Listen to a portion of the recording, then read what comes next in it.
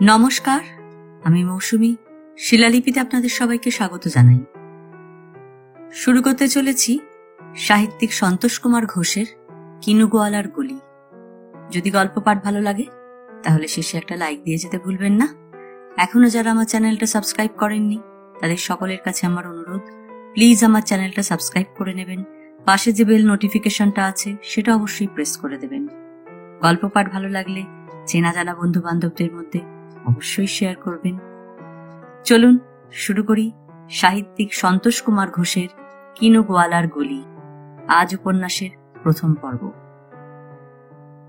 বাস তো সদরে নামিয়ে খালাস, তার উপর প্রায় 10 মিনিট হেঁটে তবে কিনু গোয়ালার গলি। প্রথমে পড়ে মহেশ আড্ডি স্ট্রিট, মোটামুটি সরগরম। কেমিস্ট আছে, ড্রাগিস্ট আছে, আছে হরেকরো কম্বা একটা ডিপার্টমেন্টাল স্টোর্স, স্টিম লন্ড্রি যার নাম সর্বশুক্ল। আরো এগিয়ে হরিমোহন মুখার্জি রোডের মোড়ে স্কুল। এই স্কুল বাড়িটাই যা একটু পুরনো। ফটকের ওপর অর্ধচন্দ্র কাঠের ফলকে নাম SMHE স্কুল। পড়ুয়ার পাড়ার লোক জানে SM মানে হল সুরবালা মেমোরিয়াল। নামের নিচে প্রতিষ্ঠা সালেরও উল্লেখ ছিল, সেটা কালে আর জলে ধুয়ে গেছে। হরিমোহন মুখার্জি স্ট্রিটের চৌমাথার পর থেকে শুরু হলো গঙ্গারাম বসাক স্ট্রিট। বোবা বোবা চেহারার বাড়ি, ছোট ছোট ফোকর চোখ জানলা আর চুন খসা খিলানের হাঁ। টুল পাতা রেস্তোরাঁ সদাব্রত, সাজো বাসি ধোবাখানা। তারপর কি আশ্চর্য, তারপর একটা পার্ক। মরা ঘাস, ভাঙা রেলিং, কাঠা 2 জমি, তবু তো পার্ক।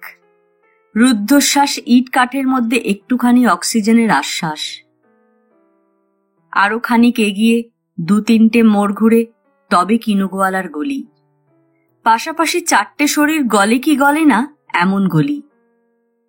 এই রাস্তা মোটরের মুখ দেখেনি। ট্রাম বাসের ক্ষীণতম ঘর ঘরও পার্ক পর্যন্ত এসে মিলিয়ে গেছে।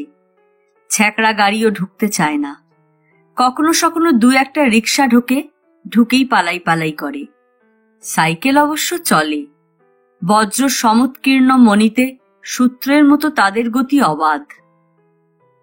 কিনু গোয়ালার গলি।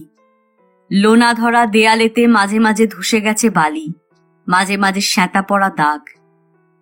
কিন্তু এ বর্ণনা তো আপনাদের পড়া। চৌমাথার ওদিকে যারা মহেশ আড্ডি আর গঙ্গারাম বসাক স্ট্রিট বরাবর গঙ্গা স্নানে যায়, তারা উঁকি দিয়ে হয়তো দেখে কিনু গোয়ালার গলিতে লোকজন চলাফেরা করছে। এ গলিরও তবে প্রাণ আছে। আছে বই কি, যদিদং কিঞ্চ সর্বং প্রাণময়ং। কিনু গোয়ালার গলির প্রাণ, সে কি আর চৌরঙ্গির মতো রঙ্গরসে ভরা হবে? প্রাণ আছে, কিন্তু বাঘ ভালুকের মতো এমন তেজি নয়, ময়ূরীর মতো নৃত্যপরা নয়, হরিণের মতো চঞ্চল নয়। আছে কেঁচোর মতো, কোনো ক্রমে আপন অস্তিত্ব নিয়ে বিব্রত। বুকে হেঁটে চলে, এগোয় কি এগোয় না। যারা গঙ্গা স্নানে যায় তারা কি এই গলিতেও লোকজনের বাস আছে বলে অবাক হয়? তা কি আর হয়?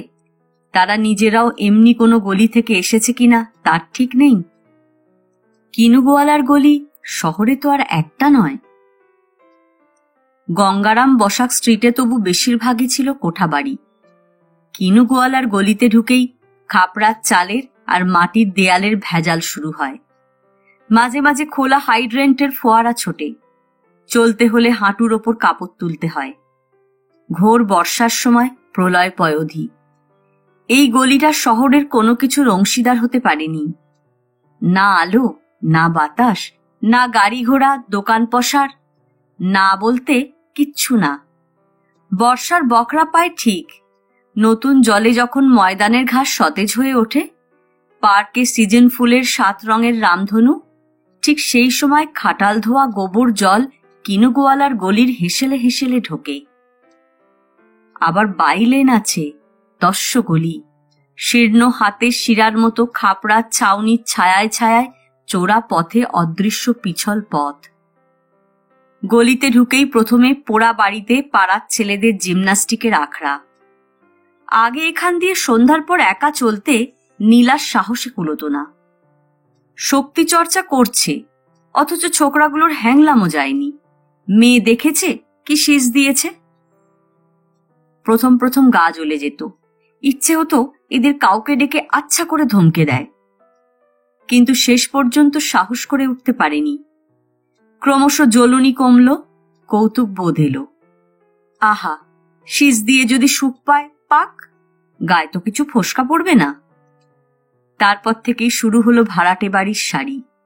একতলার ঘরে ক্যানিস্তার আর প্যাকিং বাক্সের গুদাম, দোতলার ঘর পিছু এক একটি পরিবার। স্বল্প পরিসর, স্বল্পতর আলো হাওয়া। প্রথম প্রথম গলি থেকে বড় রাস্তায় পড়লে নীলার চোখ ঝলসে যেত। ব্যায়ামের আখড়ার পর প্রমথর দোকান, Paris jewellery, proprietor Shri Pramathanath Poddar. নিরালোক ঘুরঘুরটি ঘরে শিকে ঘেরা দরজার আড়ালে টিমটিমে একটা আলো জ্বালিয়ে প্রমথ পোদ্দার কাজ করছে। দৃশ্যটা প্রথম প্রথম কেমন অদ্ভুত লাগত।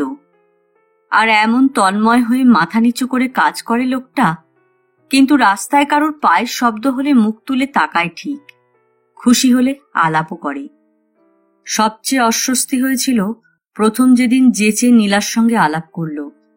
ঘর থেকে বেরোয়নি, জানালার কাছে ঘেঁষে এসেছিল। ঘাম ঝরছে, রোমাকীর্ণ নগ্ন বুক, গড়াদের ওপর রাখা কুতকুতে দুটি চোখ, চ্যাপটা নাকটা সামান্য বেরিয়ে এসেছে বাইরে। শুধু জিভটা লকলক করলেই চিত্রটি সম্পূর্ণ হয়। কেমন একটু বিচিত্র হেসে প্রমথ জিজ্ঞাসা করেছিল, নমস্কার, আপনারা বুঝি নতুন এ পাড়ায়? অনিচ্ছা সত্ত্বেও একটুখানি দাঁড়াতে হয়েছিল বইকি নীলাকে। বলেছিল, হ্যাঁ। কোন বাড়ি? 6 রেফ? হ্যাঁ। দোতলার কোণের ঘর দুখানা তো? লোকটা সব খবর রাখে, আশ্চর্য। আচ্ছা, পরে আলাপ হবে, এক পাড়ার বাসিন্দে যখন। একটু পা চালিয়ে নীলা চলে এসেছিল, কিন্তু হঠাৎ দাঁতে কাঁকড় পড়ার মতো শিরশিরে অস্বস্তিটুকু যায়নি। চোরা কুঠুরির ভেতর থেকে গড়াদের ওপর রাখা নাক, চোখ, রোমশ বুক চিড়িয়াখানায় দেখা মানবেতর কোনো প্রাণীর চিত্র মনে পড়িয়ে দিয়েছিল। পরে অবশ্য নীলা জেনেছিল প্রমথ আরও কত খবর রাখে। শিকে ঘেরা ঘরখানিতে বসে সোনা চাঁদি ওজন করছে বটে, কিন্তু বাইরে সব খবর জানছে ঠিক। সেই যে কে একজন গণৎকার মেজে খড়ি পেতে ভূভারতের সবকিছু বলে দিতে পারত, প্রমথও যেন তেমনি। রৌদ্র গন্ধ শব্দময় পৃথিবীর সব ছায়া ওর ঘরের আয়নায় পড়ছে ঠিক। বয়স কত প্রমথর? অহরহ ঠান্ডা একটা ঘরের প্রায়ান্ধকারে যে নিজেকে বন্দি করে রেখেছে, তার বয়স টাহর করা কি অত সহজ? আলোতেও প্রমথকে পরে কয়েকবার নীলা দেখেছে। করকোষ্ঠীর মতো প্রমথর কপাল, মন, চোখের কোণে অগুন্তি রেখা। সব বয়স ওই রেখার জালে ঢেকে গেছে। 38 না 58 বোঝবার সাধ্য নেই। প্রথম আলাপের কয়েকদিন পর প্রমথ নিজেই এসে নীলার বাবার সঙ্গে আলাপ করে গিয়েছিল। চা নিয়ে এলো নীলা। আমার মেয়ে, বললেন শিবব্রত বাবু। চায়ের বাটিতে চুমুক দেওয়ার সময় চুকচুক করে একটা শব্দ হয় প্রমথর। নীলা লক্ষ্য করলে। প্রমথ বললে, আমার সঙ্গে আলাপ হয়েছে। মা লক্ষ্মীকে আমি স্কুলে যেতে আসতে দেখেছি। স্কুলে না, কলেজে, 2nd ইয়ার। বাবা বললেন, ওই হলো, সেকালের ছাত্রবৃত্তি ফেল মশাই, আমার কাছে কিবা স্কুল কিবা কলেজ। হাসি চাপতে চাপতে অন্যদিকে মুখ ফেরালো নীলা। প্রমথ আবার বললে, অন্ধকার কুঠুরিতে থাকি মশাই, কিন্তু দেখতে পাই সব। এ পাড়ার কোনো কিছু আমার অগোচর হবার জো নেই। নীলা ঘর থেকে বেরিয়ে এসেছিল, তবু প্রমথর শেষ কথা ওর কানে এলো। এত বড় মেয়ে ঘরে রেখে পড়াচ্ছেন, আপনার সাহস আছে? আগেকার কালে হলে কোন কালে বিয়ে হয়ে যেত। কান দুটো ঝাঁঝা করতে লাগলো নীলার। এই শিক্ষাহীন রুচিহীন লোকটার সঙ্গে বাবা কি এত কথা বলছেন। সারি সারি ঘর, ঘরে ঘরে তালা, ভাড়াটে শুধু নীলারা। জানিস, বাড়িটা বনেদি, এর একটা ইতিহাস আছে। প্রমথ চলে যাবার পর শিবব্রত বলেছিলেন। নীলা হেসেছিল শুধু। ইতিহাস আছে, অর্থাৎ অতীত। যাদের বর্তমান নেই, শুধু তাদেরই ইতিহাস থাকে, অন্তত শুধু তারাই ইতিহাসকে মনে রাখে। যেমন শিবব্রত বাবু, নীলার বাবা। পপলার পার্ক থেকে ছিটকে এসে পড়েছেন কিনুগোয়ালার গলিতে। কম রাস্তা তো নয়, একেবারে খাড়া ঢালু রাস্তা। মাঝখানে বছরখানেক ব্রেক জার্নি গেছে ভবানীপুরের সেই ভাড়াটে বাসায়, তার উপরে মাসখানেক বউবাজারের বাড়িতে। কোথাও টেকা যায়নি, পা পিছলে পিছলে চলে এসেছেন এই কানা গলির কোটরে, দোতলার সিঁড়ির পাশের দুখানা মাত্র ঘরে সপরিবারে। পপলার পার্কের দিনগুলো আস্তে আস্তে কেমন ঝাপসা হয়ে যাচ্ছে। মাঠ শেষের হঠাৎ বৃষ্টি শুরু হওয়া আকাশের মতো। অনুভূতিতে নেই, স্মৃতিতেও থাকবে না আর কিছুদিন পরে। অনেক অনেক বছর আগে বেনি দুলিয়ে যে মেয়েটি নিজেদের গাড়ি করে স্কুলে যেত, আজকের আধময়লা শাড়ি ড্রেস করে পরা শীর্ণ কপলার মধ্যে তার স্মারক অভিজ্ঞান কি আছে? ভবানীপুরের বাসাতেও কলেজের বাস আসত। এখানে এসে অবধি পায়ে হেঁটেই চলছে, কচ্চিৎ কখনো ট্রামে। প্রথম যখন এসেছিল তখন বাড়ির চেহারা দেখে অন্তরাত্মা শুকিয়ে গিয়েছিল। আর কি বিশ্রী গন্ধ রাস্তায়, নাকে কাপড় দিয়ে চলতে হতো। কে জানে রাস্তার পাশে চোর কুঠুরিতে বসে প্রমথ পোদ্দার মনে মনে হেসেছে কিনা। হয়তো ভেবেছে, এখন নাকে কাপড় দিচ্ছ দাও, কিন্তু কদিন, প্রথম প্রথম 2-4 দিন সবাই এ পাড়ায় এসে অমন নাকে কাপড় দেয়। তারপর আস্তে আস্তে সব অনুভূতিগুলোর মতো ঘ্রাণেন্দ্রিয় নির্জীব হয়ে আসে, টেরও পাওয়া যায় না। সদরের চৌকাঠ পেরিয়ে একটা বড় উঠোন অতিক্রম করতে হয়, তার একটা খিলানের নিচ দিয়ে অন্ধকারতম প্যাসেজের শেষে সিঁড়ি। এই পথটুকু আসতে আগে কি ভয়ই না ছিল। পায়ের শব্দে দেওয়ালে প্রতিধ্বনি উঠত, চত্বরের মোটা থামগুলোর চারপাশে চামচিকে উঠত। সেকালের শখের বাড়ি, এটা ছিল বুঝি নাট মন্দির। এ পাড়ার আদি অধিবাসী যে প্রমথ, তাকে জিজ্ঞাসা করলে জানা যেত এই সেদিনও নাট মন্দিরে প্রতি সন্ধ্যাবেলা কত কথা হয়েছে। পুজোর সময় এই উঠোনেই বাঁধা হয়েছে স্টেজ, চারপাশের বারান্দা ঘিরে পড়েছে চিকের পর্দা। তারপর বসাকবাবুদের নিজেদের মধ্যে শরিকানার বিবাদ লাগল, শেষ পর্যন্ত ভাগের মার পুজো পাওয়া পর্যন্ত বন্ধ হলো। তারও পরে কিছুদিন এখানেই ছোকরা বাবুরা শখের ব্যাডমিন্টন খেলার কোর্ট করেছিলেন। ঝাড় লণ্ঠন সরিয়ে চড়া পাওয়ারের বিজলি আলোও বসেছিল, তাও কবে বন্ধ হলো। বসাকবাবুরা কে কোথায় ছিটকে চলে গেলেন একে একে। দরজায় দরজায় কুলুপ পড়ল, উঠোন চির খেয়ে গেল। নাট মন্দিরের থামের মাথায় বাসা করার অধিকার নিয়ে চামচিকে আর চড়ুয়ের মধ্যে শুরু হলো চিরকালের কলহ। এদিকে দেয়ালে কলি ফেরে না, আস্তর খসছে একে একে। জানালা দরজার কাঠ হাওয়ায় সাড়া পেলেই কাঁপে। আলো লক্ষ্য করলে দেখা যাবে বাড়িটা বসে যাচ্ছে ধীরে ধীরে। গোটা বাড়িটা বসছে কিনা তা চট করে বোঝবার উপায় নেই, কিন্তু বসছে সন্দেহ কি। সদর চৌকাঠ থেকে উঠোনটা এরই মধ্যে 2-3 ইঞ্চি নিচু। এক একটা বর্ষা যায়, উঠোনে শ্যাওলা গজায়। চির ধরা দেয়ালে ক্লিষ্ট সবুজ একখানি অসত্য গাছের চারার সাড়া মেলে, কিন্তু সেই সঙ্গে সঙ্গে বাড়িটাও বসে যায় একটু একটু। পৃথিবীর অভ্যন্তরে হয়তো এই বয়োজীর্ণ ইট, কাঠ, চুন, সুরকিগুলোর জন্য চমৎকার একটি সমাধি তৈরি হয়ে আছে। সিঁড়ি দিয়ে ওপরে উঠতে উঠতে নীলা অবাক হলো। সিঁড়ির ঠিক নিচে কোণের ঘরখানার ভেতর থেকে আলো আসছে। এই তো 6 মাস হয়ে গেল এখানে এসেছে। ওদের ঘর ছাড়া আর কোনো ঘরে কখনো আলো দেখেছে বলে মনে পড়ল না। কি ব্যাপার ভাবতে ভাবতে নীলা উপরে উঠে এলো। ঘরের মাঝখানে পর্দা ঝোলানো পার্টিশন, ভেতরের অংশটা অন্তঃপুর। মেঝে অনন্ত শয্যায় মা শুয়ে, হাঁপানির কষ্ট। কেমন আছো মা? কাপড় ছাড়তে ছাড়তে নীলা জিজ্ঞাসা করলে। প্রত্যুত্তরে নিভাননী একটুখানি হাসলেন। অর্থাৎ কষ্টের এখন কি, আসল কষ্ট তো শুরু হবে শেষ রাত্রে। একতলার ঘরখানায় আলো জ্বলছে যেন দেখলাম মা। তাই নাকি? নিভাননী ক্ষীণ কণ্ঠে জবাব দিলেন। নতুন কোনো ভাড়াটে এসেছে হয়তো। হারিকেনের আলো উস্কে দিয়ে নীলা বই খাতা খুলে বসল। জানালার কাছে মাদুর পাতা, সামনে জলচৌকি, সেইটাই টেবিলের কাজ করছে। পড়তে বসলি নাকি? মা জিজ্ঞাসা করলেন। নীলা লজিকের বই খুলে একটা ফ্যালাসির রহস্য উন্মোচন করতে শুরু করেছিল। বললে, ও মা, ধুনো দিবি নে? লক্ষ্মীর পটের সামনে আলো জ্বালবি নে? ঘাড় ফেরালো নীলা। কেন, বৌদি নেই? জানি নে বাছা, খোকা অফিস থেকে এসেই ওকে নিয়ে কোথায় গেল। ও বেড়াতে বেরিয়েছে। নীলার কপালে গোটা কয়েক কঞ্চিত রেখা পড়ল। বইপত্র বন্ধ করে উঠে দাঁড়ালো। আজকের মতো পড়া এইখানেই ইতি।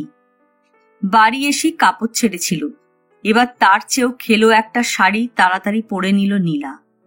একটু আদ্রু ছেঁড়া, হলুদের দাগ এখানে ওখানে। উনুনে আঁচ দিল, চাল ধুয়ে চড়িয়ে দিল হাঁড়িতে। তারপর এক দৃষ্টে অনেকক্ষণ উনুনের ধোঁয়ার দিকে চেয়ে রইল। হঠাৎ পিছনে কার ছায়া পড়তে নীলা ফিরে তাকালো। তারপর পলক পড়ল না অনেকক্ষণ।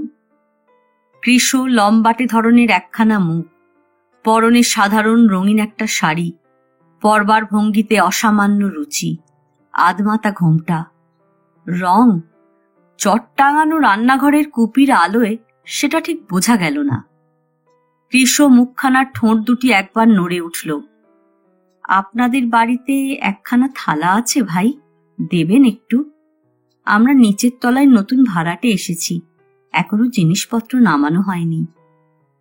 বিনা বাক্যে নীলা একটা থালা এগিয়ে দিল। তরতর করে নতুন বউটি নেমে গেল সিঁড়ি দিয়ে। হঠাৎ নীলার খেয়াল হলো, তাই তো, দুটো কথা জিজ্ঞাসা করা উচিত ছিল বউটিকে, বসতে বলা উচিত ছিল। নতুন এসেছে, হয়তো আলাপ করতেই এসেছিল। থালা চাওয়াটা একটা উপলক্ষ মাত্র। তাই তো, বড় অভদ্রতা হয়ে গেছে। নীলা ঠিক করলে কাল সকালে গিয়েই বউটির সঙ্গে আলাপ করে আসবে। গিয়ে আলাপ করতে হলো না। পরদিন সকালে মুখ ধুতে নিচে গিয়ে কলতলাতেই বউটির সঙ্গে দেখা হয়ে গেল। রাত্রে একবারের জন্য দেখা হলে হবে কি, বউটি নীলাকে চিনে রেখেছিল ঠিক। নমস্কার, দুহাত তুলে বউটি বললে। এই বুঝি আপনার ঘুম ভাঙল ভাই? না, হাই তুলে নীলা বললে। অনেকক্ষণ ভেঙেছে। আপনার স্নান হয়ে গেল? হ্যাঁ ভাই, তাড়াতাড়ি সেরে নিলাম। বাথরুম নেই, খোলা কল চৌবাচ্চা, সবাই উঠে পড়লে চান করতে অস্বস্তি হবে। নতুন নতুন, নীলা বললে। সকলেরই হয়, আমাদেরও হতো, এখন অভ্যাস হয়ে গেছে। বলে একটুখানি হাসল, যেন এ বাড়িতে ঘেরা বাথরুম টাথরুম না থাকার লজ্জা নীলার। কাঁচা জামা কাপড় হাতে তুলে নিলে বউটি, আরেক হাতে ছোট একটা বালতি ভর্তি জল নিলে। চলি ভাই, আসবেন না আমাদের ওখানে একটু পরে? ও, আপনার তো বুঝি আবার কলেজ আছে। নীলা বললে, কি করে জানলেন? মৃদু মৃদু হাসল বউটি। সব খবরই রাখি যে, কাল দুপুরে এবারই এসেছি, বিকেলেই আপনার বাবার সঙ্গে আলাপ করেছি। উনি তখন বুঝি বেড়াতে যাচ্ছিলেন। আপনার নাম তো নীলা, না? নীলা ঘাড় নাড়লে। কই, আমার নাম তো জিজ্ঞাসা করলেন না? বউটি একটু অপেক্ষা করে থেকে বলল, আমার নাম শান্তি। একটা কিছু বলতে হয়, তাই নীলা বললে, বেশ নাম। ছোট্ট, কিন্তু একটু সেকেলে, না? কইয়া সেকেলে? নীলা যেন সান্ত্বনা দিলে। আর সঙ্গে ক্ষোভের একটা দীর্ঘশ্বাস ফেললে বউটি। আর নাম, মেয়ে মানুষের আবার নাম, ও নাম কবে ধুয়ে মুছে গেছে। ধুয়ে মুছে গেছে কেন? হাতের জলের বালতিটা রেখে শান্তি কোমরের কাছে শক্ত করে বাঁধা আঁচলটা খুলে কপালটা মুছল। তারপর অবাক গলায় বললে, ও মা, যাবে না? আপনি এখনো কুমারী, স্কুল কলেজের খাতায় আসল নামটাই লেখা আছে, সেই নাম ধরেই সবাই ডাকছে, তাই বুঝছেন না। বিয়ে হয়ে গেলে বুঝতেন। কে ছিল কবে শান্তি, কে মনে রেখেছে?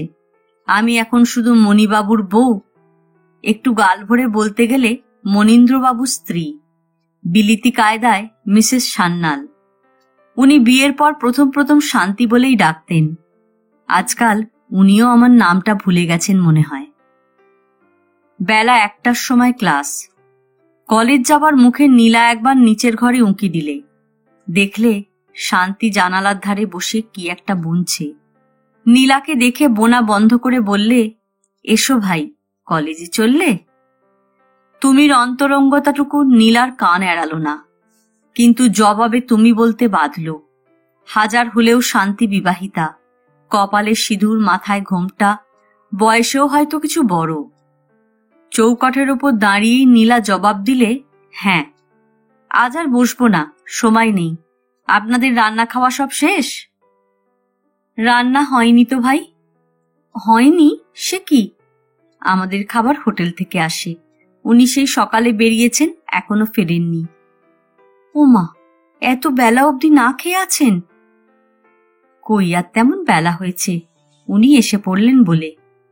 বলতে বলতেই মশমশ জুতোর শব্দ পাওয়া গেল। ধুতি পাঞ্জাবি পরা লম্বা চুলওয়ালা এক ভদ্রলোক কোনো দিকে না তাকিয়ে সোজা ঘরে এসে ঢুকলেন। হাতে কিছু চীনেমাটির বাসনপত্র, আরেক হাতে একটা টিফিন ক্যারিয়ার।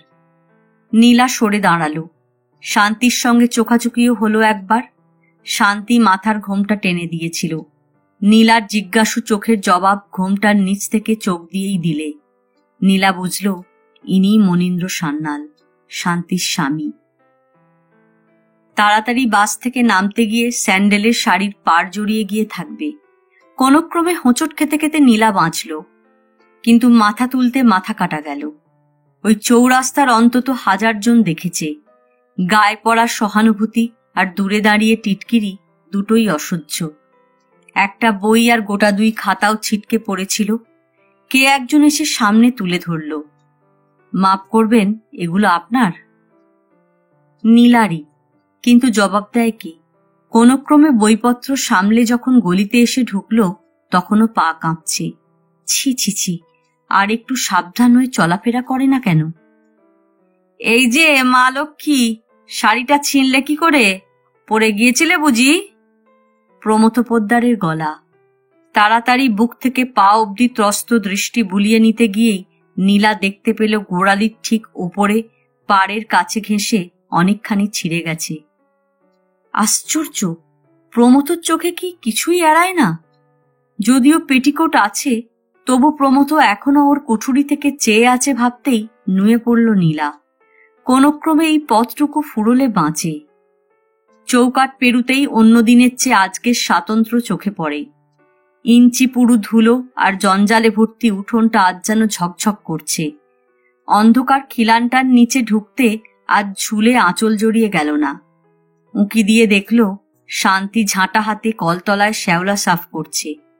চোখাচোখি হতে হাসি বিনিময় হলো, কথা হলো না। সিঁড়ি দিয়ে ওপরে উঠেই প্রথম ঘরখানা দাদা বৌদির। আজ বোধহয় ওরা বেরোয়নি। কাল বাইরে থেকে শেকল লাগানো ছিল, আজ ভিতর থেকে ভেজানো। বোধহয় গল্প করছে। নিজের ঘরে ঢুকতেই মার ককানি কানে এলো। কে, নীলি এসেছিস? আমাকে 1 গ্লাস জল দিবি? তোমার আজ বুঝি জ্বরটা বেড়েছে মা? প্রত্যুত্তরে মা কিছুক্ষণ ধরে কাশলেন। তারপর একটা অনিচ্ছুক স্তরের সারমেয়কে গলায় শিকল বেঁধে টেনে নিয়ে যাওয়ার মতো কণ্ঠে বললেন, সেই বিকেল থেকে, কখন থেকে তেষ্টা পেয়েছে। মাকে জল ভরে এনে দিলে নীলা। বিরক্ত গলায় বললে, কেন, তোমার বউ তো ছিল, তাকে বলতে পারোনি? পুরো গ্লাসটা নিঃশেষ করে পাশ ফিরতে ফিরতে নিভাননী ক্লান্ত স্বরে বললেন, বউ কি এ ঘরে ছিল নাকি? জামা কাপড় বদলে পোশাকি শাড়িটাকে অনেকক্ষণ ধরে পাট করে রাখল নীলা। ইস, বড্ড ছিঁড়েছে, রিপু চলে কিনা ঠিক নেই। শাড়িটাকে সে যত্নে ভাঁজ করে তোশকের নিচে চাপা দিলে। বাইরে বেরুবার এই এক এবং অদ্বিতীয় শাড়িই তো আছে। আর সব বিলাসকে নিরবশেষভাবে ছাঁটাই করেও এখনো একটুখানি বাকি। বাইরে যাবার জন্য চলনসই একখানা শাড়ি অন্তত চাই। আর কলেজে যখন পড়ছে, এটাও কি একটা বিলাসিতা? অন্যমনস্কভাবে চুলে চিরুনি চালাতে চালাতে নীলা ভাবলে। একটু পরেই অমিতা এ ঘরে এলো। ফোলা ফোলা চোখ, ফাঁপানো চুল, এসেই দৃষ্টি এদিক ওদিক তাকাতে শুরু করল। কি খুঁজছে যেন। নীলা স্থির দৃষ্টিতে ওর দিকে চেয়ে আছে দেখে অপ্রতিভ হেসে বলল, এই যে ঠাকুরজি, কখন এসেছ? সারা দুপুর বিকেল ট্রাম বাস কলেজ কমন রুম করলে মেজাজ এমনি বিগড়ে থাকে। সোজাসুজি জবাব না দিয়ে নীলা বললে, তুমি কি খুঁজছো বৌদি? একটুখানি দুধ ভাই, কাল থেকে বড্ড সর্দি হয়েছে, একটু চা খাবো। দুধ কোথায় থাকে ভাই? তুমি এ বাড়ির বউ, দুধ কোথায় থাকে জানো না? কঠিন সুরের সঙ্গে একটু তিক্ত হাসির ঝাঁজ মিশিয়ে নীলা বললে। আঁচলে গোটা দুই হাঁচি সংবরণ করে অমিতা যেন ওর ঠান্ডা লাগার সত্যতা প্রমাণ করতে চাইলে একটু অভিমান, একটু আবদারের সুরে বললে, বড্ড সর্দি করেছে যে ভাই। ওই কোণে দুধ আছে, নাও। মার বার্লির সঙ্গে একটু দুধ মেশাতে হবে, সবটা নিও না। দাদারও বোধহয় সর্দি করেছে, দাদাও বোধহয় চা খাবে। তোমাদের বাড়িতে এলে কারুর বুঝি অসুখও করতে নেই ঠাকুরজি? দুধ নিয়ে যেতে যেতে অমিতা বলল, নেহাত আমার কাকা এসেছেন তাই, নইলে আমার সর্দির জন্য দুধ চাইতে আসতাম না। নীলা একটা জবাব দেবে মনে করে এক মুহূর্ত দাঁড়িয়েছিল অমিতা। তারপর যেন কতকটা হতাশ হয়ে আবার বললে, নিজেরা যেমনই থাকি, বাপের বাড়ির লোকের কাছে একটু সেরে সুরে চলতে হয় ঠাকুরজি, নইলে। নীলা অমিতার শেষ কথাটা শুনতে পেল না। আশ্চর্য, এ বাড়িরও ছাদ আছে, সেই ছাদে ওঠাও যায়। গঙ্গা জলে কলতলা আছে দোতলায়, তার পেছন দিয়ে কাঠের সিঁড়ি, একেবারে খোলা আকাশের সীমানা ছুঁয়ে তার শেষ। এখানে উঠলে শুধু শহরের কোলাহলই কানে আসে না, নিজের নিভৃত মনেরও কল্লোল শোনা যায়। হর্ম তরঙ্গে বাধা পেয়ে চোখ শুধু ঠিকরে ফিরেই আসে না, মাথা তুলে ওপরেও তাকানো চলে। সেখানে আকাশের মমতা স্নিগ্ধ নীল, আর আছে মাঝে মাঝে ঝিরঝিরে হাওয়া। এই গলিটা কিনুগোয়ালার হতে পারে, এই ছাদটা নয়। মুক্তির এই খোলা আঙিনায় গোটা শহরই একাকার। শুধু শহর কেন, এই হাওয়ার হাত ধরে শহরের সীমানা পেরিয়ে নদীর স্রোত ধরে ধরে বুঝি পৌঁছানো যায় দিশাহারা সাগরে, কিংবা উত্তরের পূর্ব পাড়ে উধাও পাহাড়ে। এই ছাদের জ্যামিতি জরিপ নেই। বৌদির সঙ্গে সামান্য ব্যাপার নিয়ে ঝগড়া করে এসে এখন যেন মন খারাপ হলো নীলার। ছি ছি, এত তুচ্ছ বিষয় মাথা বিগড়ে যেতে পারে মানুষের? এত সামান্য ব্যাপার নিয়েও কথা কাটাকাটি হতে পারে? নীলার নিজেরও তো শরীর খারাপ, সেও বরং ও ঘরে যেতে পারত। অমিতার কাছে আদা মেশানো এক পেয়ালা চা চাইলে সে বরং খুশিই হতো। তবে অমিতার প্রতি তার এই বিরূপতার কারণ অন্যত্র। নীলার মনে হলো তার বাবার মার একমাত্র দাদা ছাড়া এ পরিবারে আর কেউ প্রসন্ন মনে গ্রহণ করতে পারেনি অমিতাকে। সাঙ্গীকরণের মধ্যেও কোথায় যেন অপছন্দের কাঁটা বিঁধে আছে, আর অমিতাও যেন সেটা বুঝতে পেরেছে। সেও সরে যেতে চাইছে, কিন্তু একলা যাবে না, দাদাকে নিয়ে যাবে। মা বাবার বিরূপতার কারণ নীলা জানে। এ পরিবার যখন চরম দুর্দৈবের দিনে পা পিছলে গড়িয়ে পড়ছে, পপলার পার্ক থেকে ভবানীপুর, ভবানীপুর থেকে বউবাজার, সেখান থেকে কিনুগোয়ালার গলি, তখন ওরা চেয়েছিলেন দেবব্রতর দিকে। উপযুক্ত ছেলে, সে যদি পারে এই অধোগতি ঠেকাতে। কিন্তু পারল কই? সামান্য একটা চাকরি সংগ্রহ করল বটে, কিন্তু প্রয়োজনের তুলনায় সেটা যেন কৌপিন কিংবা কোটিবাস। আর প্রায় সঙ্গে সঙ্গেই দাদা বিয়ে করে নিয়ে এসেছে অমিতাকে। অমিতা সেই পরিবার থেকে এসেছে যাদের এখনো সর্বশান্তির মধ্যে শান্তির উপাদান খুঁজতে হয়নি। কিন্তু দেবব্রত, সে তো এই পরিবারেরই ছেলে, সে কেন বদলে যাচ্ছে? ময়ূরীর চিত্তরঞ্জনের জন্য ময়ূরের প্যাখম আর নৃত্য, কিন্তু তাই বলে স্ত্রীর জন্যে মানুষকেও কি বইতে হবে স্নবাড়ির পুচ্ছ? নির্লজ্জ নৃত্য করতে হবে চিত্তবিনোদের জন্যে? এ বাড়ির চৌকাঠ দিয়ে ঢুকতে দাদার মাথা হেঁট হয়ে আসে। শ্বশুর বাড়ির লোকজনদের কাছে নিজেকে এ বাড়ির একজন বলে পরিচয় দিতে ওর মাথা কাটা যায়। আর নীলা এও মনে মনে জানে দাদা এ বাড়ি থেকে পালাতে চায়। এ বাড়ি ও আর সইতে পারছে না। এই দৈন্য, এই ধোঁয়া, এই শ্বাসরোধ। ও যদি পারেও অমিতা পারবে না। ওর বাবার টাকা আছে, কাকারা বিজনেস কৃতি, মামারা চাকরিতে, জামাইকে ওরা টেনে তুলবেনি। আর দাদাও তৈরি হয়েই আছে। তেলাপোকা এখন কাঁচ পোকা হবার একাগ্র সাধনায় তন্ময়। এমন নয় অমিতার খুব দেমাক।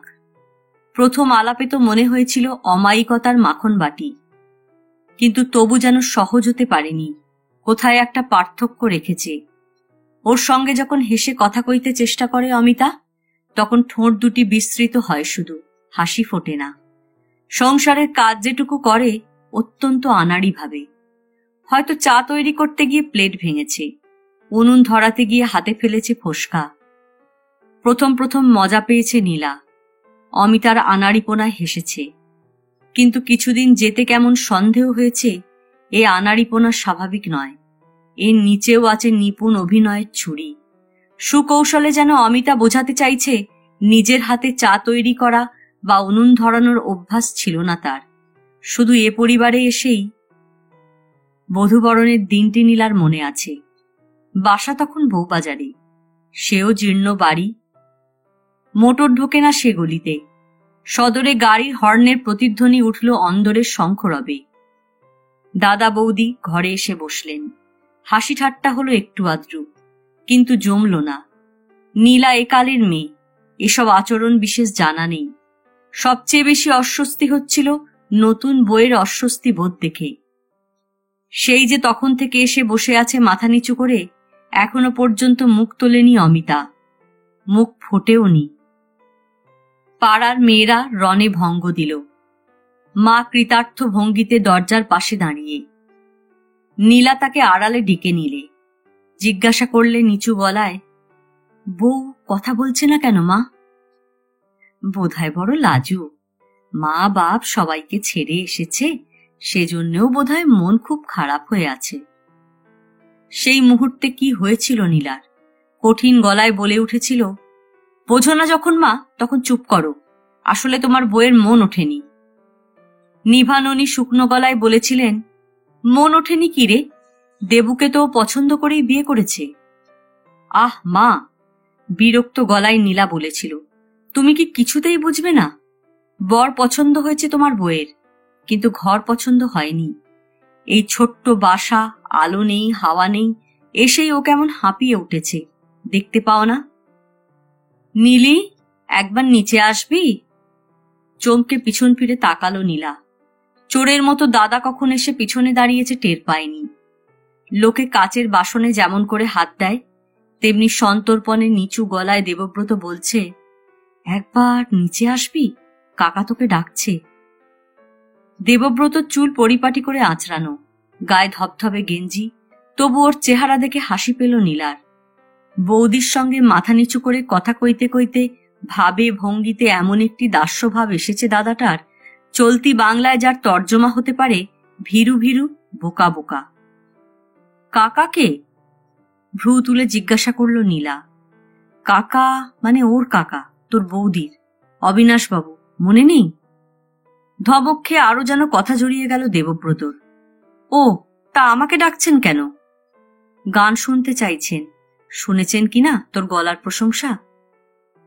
এ বাড়ি এসে তোমার শ্বশুর বাড়ির লোক তো কেবল পালাই পালাই করে জানতাম, এই ভদ্রলোক গান শুনতে চান, এর সঙ্গীতানুরাগ তো কম নয় দাদা। কাঁচুমাচু মুখে দেবব্রত বললে, তোর কেবল কড়া কড়া কথা জানা আছে, ভদ্রতা জানিস না। কাকা কত বড় লোক তা তো জানিস, বাড়ি বউ এসে গান শুনতে চাইছেন। কাঠের সিঁড়ি দিয়ে নামতে নামতে নীলা ফিক করে হেসে ফেললে। বড় লোক তাতে আমার কি দাদা? তোমার এই খুশশ্বশুর আমাকে বিয়ে করে পাটরানী বানাবেন? এতক্ষণে দেবব্রত যেন বুঝতে পারল নীলা সবটাই ঠাট্টা করছে। বললে, কি যে বলিস। যেমন ছিল তেমনি ভাবেই নীলা দাদার ঘরে ঢুকতে যাচ্ছিল। দেবব্রত বললে, শাড়িটা বদলে আসবি না? হাত ঘুরিয়ে মোয়া দেবার মুদ্রায় নীলা বললে, শাড়িটারই নেই দাদা। ময়লা শাড়ি পরা মেয়ের গান যদি ভালো না লাগে, তবে ওসব আর হাঙ্গামায় কাজ নেই। ভদ্রলোককে শুধু চা খাইয়েই খুশি করে দাও।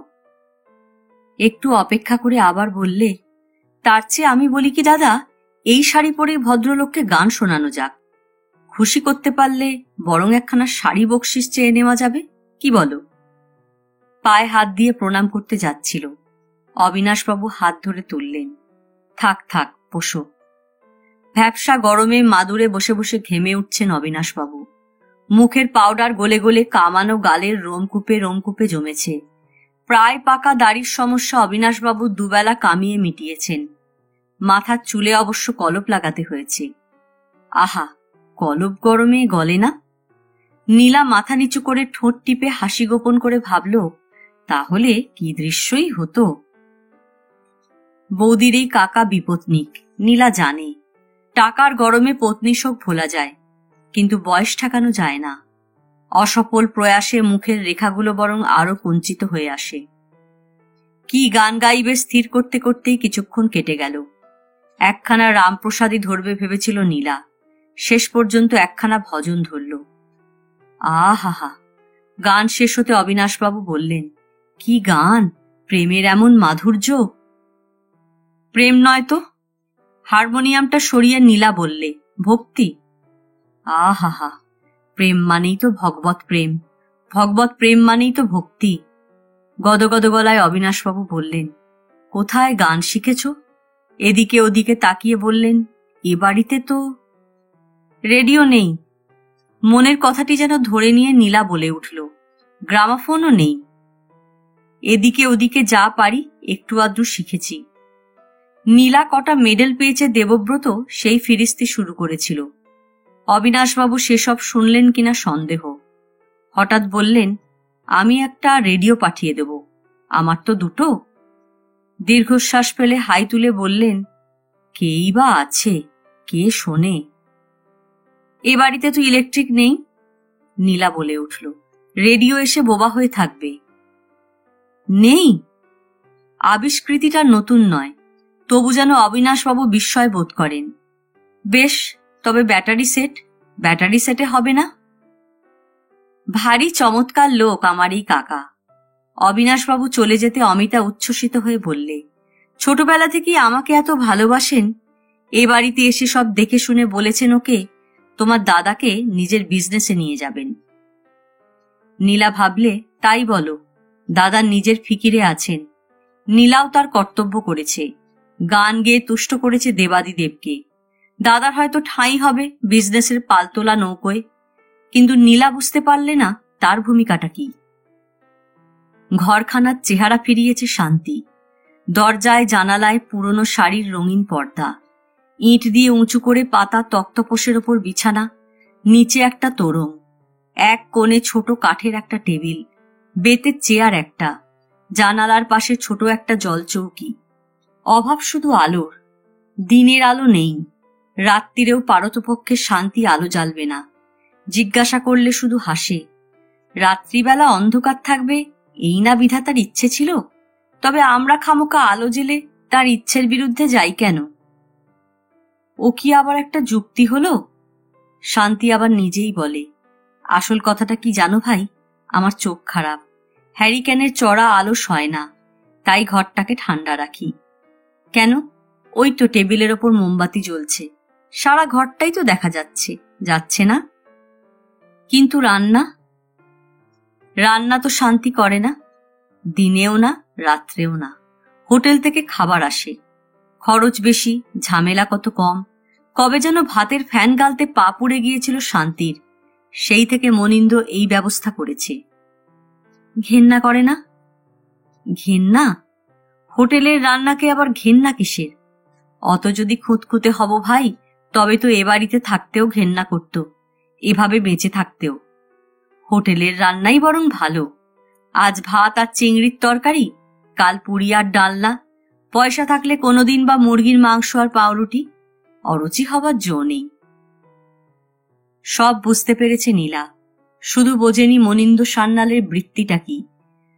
কোন দিন সে সারাদিনের মতো উধাও, কোন দিন সারা দিন রাতি ঘরে বন্দি। শান্তিকে জিজ্ঞাসা করলেও সোজা জবাব পাওয়া যায় না, শুধু হাসে। কি জানি ভাই, পুরুষ মানুষের বাইরের খবর কি? আমি গৃহস্থালী নিয়ে আছি। নীলাদের দেখাদেখি কিনা কে জানে। নীলাদের মনে হয়েছে দেখাদেখি। শান্তিও নিজের ঘরখানা আলাদা দুভাগ করে নিয়েছে পর্দা ঝুলিয়ে। ভেতরটার নাম অন্তঃপুর। সেদিন পর্দার ওপাশ থেকে গুনগুন কথার আভাস পেতেই নীলা উঠে পড়ল। বললে, আমি চলি ভাই শান্তিদি। এই তো এলে এক্ষুনি? আপনার বাসায় বাইরের লোক এসেছে মনে হচ্ছে। বাইরের লোক? কই না তো, ওপাশে তো উনি একা। গুনগুন আলাপ শুনছি যেন। শান্তি এবার হেসে ফেলল। ওপাশে উনি অরুন্ধতীকে নিয়ে আছেন, জানো না? অরুন্ধতীকে? শান্তি আরো গলা নামিয়ে বলল, ওর মনের মেয়ে মানুষ, আজকাল তো ওকে নিয়েই আছেন।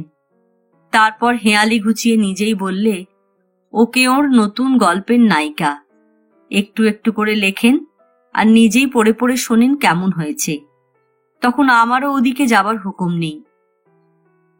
নীলাই প্রথম বুঝল মনীন্দ্রবাবু সাহিত্যিক। শান্তি বললে, তুমি জানতে না বুঝি?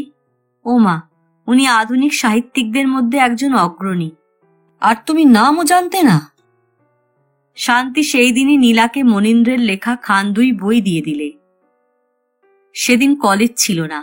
সারা দুপুর নীলা কখনো বুকের নিচে বালিশ রেখে, কখনো মাথার নিচে বালিশ দিয়ে বই 2খানা পড়ে শেষ করে ফেললে। পড়তে পড়তে কখনো নিজেরই কর্ণমূল আরক্ত হয়েছে, আধুনিক ভাষার খোয়ায় চোখ হোঁচট খেয়েছে, কিন্তু কৌতূহল বেড়েছে বই কমেনি। ওই ভালো মানুষ লোকটির পেটে পেটে এত কথা, এমন কিম্ভূত সব প্লটও মনে আসে। পড়া সারা হতে তরতর করে সিঁড়ি বেয়ে নিচে নেমে এলো বিকেলে। 2-1টা জায়গায় তার অস্বাভাবিক মনে হয়েছে, 2-1টা চরিত্র মনে হয়েছে খাপছাড়া। ভেবেছিল শান্তির সঙ্গে বিস্তৃত আলোচনা করা যাবে। গিয়ে দেখলে শান্তি চুপ করে বসে আছে জানালার ধারে, পর্দার ওপাশে তেমনি গুনগুন শব্দ। এখনো লেখা শেষ হয়নি? নীলা জিজ্ঞাসা করল ফিসফিস করে। তবে আমি যাই। যাবে কি? বসো। শান্তি বলল শুকনো হেসে। খেয়ে উঠেই আবার লিখতে বসেছেন বুঝি? খাওয়া তো হয়নি। সে কি? চট করে নীলার হাত থেকে বই 2খানা নিয়ে শান্তি অন্যদিকে মুখ ফিরিয়ে বইগুলো গুছিয়ে রাখতে লাগলো। গল্পটা সারা হবে, কোনো সম্পাদককে দিয়ে টাকা হাতে আসবে, তবে তো খাবার কেনা হবে ভাই। ঠিক সেই সময় মনীন্দ্র পর্দা সরিয়ে শান্তিকে কি বলবে বলে এদিকে এসেছিল। নীলাকে দেখে এক মুহূর্ত ইতস্তত করে ওর লেখার কোণটিতে ঢুকল গিয়ে। অস্বচ্ছ আলোয় নীলা দেখতে পেল অস্নাত অভুক্ত চেহারা, না কামানো গাল, ঈষৎ লোহিত চোখ। এমন খাপছাড়াও মানুষ হয়? গল্পটা সেদিন লেখা শেষ হয়েছিল সন্দেহ নেই, টাকাও এসেছিল, নইলে রাত 9টার সময় শান্তি এসে জিজ্ঞাসা করত না নীলাদের উনুনে আঁচ আছে কিনা। কি ব্যাপার? নীলা জিজ্ঞাসা করলে। ওর কজন বন্ধু এসেছে, তাদের চা খাওয়াতে হবে। উনুনি শুধু নেই, ওরা আজ সারা রাত নাকি তাস খেলবে। কে কে? না, কবি ইন্দ্রজিৎ, পাবলিশার সদানন্দ আর। আপনার ঘুম হবে? নীলা জিজ্ঞাসা করল।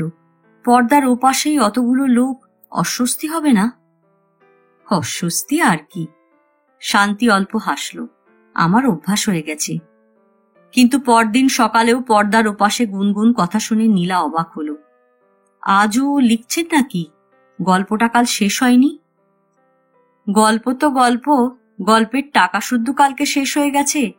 কাল সব হেরেছেন কিনা, আজ সকালে উঠেই আবার তাই লিখতে বসেছেন। টাকা আনতে হবে তো। বলেন কি? আজ তবে আপনাদের খাওয়া দাওয়া হবে না বলুন? চলুন শান্তিদি, আপনি আমাদের ওখানে 2টি খেয়ে নেবেন। মিটিমিটি হাসল শান্তি। তার দরকার হবে না ভাই, সে ব্যবস্থা করেছি। কি ব্যবস্থা তাও বুঝিয়ে দিলে শান্তি। উনি হারেন বটে, কিন্তু বন্ধুরা তো জেতে। আর সকালে যাবার সময় ওরা জেতার সব টাকা চুপি চুপি আমাকে দিয়ে যাবে বলেই না ওদের আমার ঘরে বসে জুয়া খেলতে দিই।